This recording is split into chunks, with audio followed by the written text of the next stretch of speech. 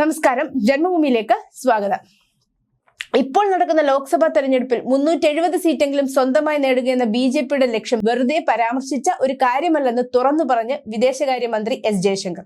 BJPക്ക് സ്വന്തമായി 370 സീറ്റുകൾ എന്ന ലക്ഷ്യം ഒരു തെരഞ്ഞെടുപ്പ് മുദ്രാവാക്യം മാത്രമല്ലേ എന്ന മാധ്യമപ്രവർത്തകന്റെ ചോദ്യത്തിനാണ് കൃത്യമായ മറുപടിയുമായി വിദേശകാര്യ വകുപ്പ് മന്ത്രി തന്നെ രംഗത്ത് വന്നത്. അങ്ങനെ വെറും വാക്ക് പറയുന്ന ഒരാളല്ല പ്രധാനമന്ത്രി നരേന്ദ്രമോദി. അദ്ദേഹം ഒരു സംഖ്യ പറഞ്ഞിട്ടുണ്ടെങ്കിൽ അതിന്റെ പുറകിൽ കൃത്യമായ കാരണവും ഉണ്ടാകും, കൂടിയാലോചന ഉണ്ടാകും. ജയശങ്കർ പറഞ്ഞു, BJP ഒരു പ്രൊഫഷണൽ പാർട്ടിയാണ്. ഞങ്ങൾക്ക് ഊഹാപോഹങ്ങളെ ആശ്രയിച്ച് നിലനിൽക്കുന്ന ആൾക്കാരല്ല. ഞങ്ങൾ ബൂത്ത് തലത്തിൽ വിശകലനം ചെയ്താണ് അനുമാനങ്ങളിലേക്കും നിഗമനങ്ങളിലേക്കും എത്തുന്നത്. ഒരു സംസ്ഥാനത്ത് ഇത്ര സീറ്റ് ലഭിക്കുമെന്ന് ഞങ്ങൾ പറയുമ്പോൾ അതിന്റെ പുറകിൽ ഒരുപാട് കൂടിയാലോചനകളുണ്ട്, ജയശങ്കർ വ്യക്തമാക്കി. അതേസമയം എങ്ങനെയാണ് തന്റെ പാർട്ടി ലക്ഷ്യം നേടാൻ പോകുന്നതെന്നും ജയശങ്കർ വിശദീകരിച്ചു.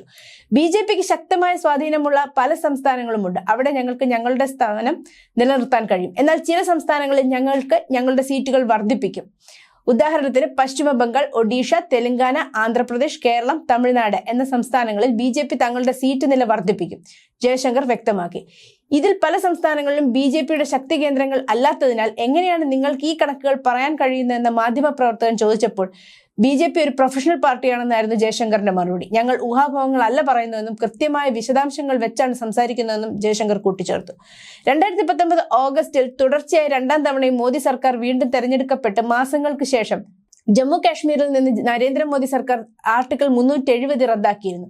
ഈ തെരഞ്ഞെടുപ്പിൽ BJP ഒറ്റയ്ക്ക് 370 സീറ്റ് നേടും എന്നത് ഈ ഒരു സംഖ്യയുമായി പലരും ബന്ധപ്പെടുത്തിയിരുന്നു. എന്നാൽ അങ്ങനെയല്ല കണക്കുകൾ എന്നാണ് ഇപ്പോൾ ജയശങ്കർ വ്യക്തമാക്കുന്നത്.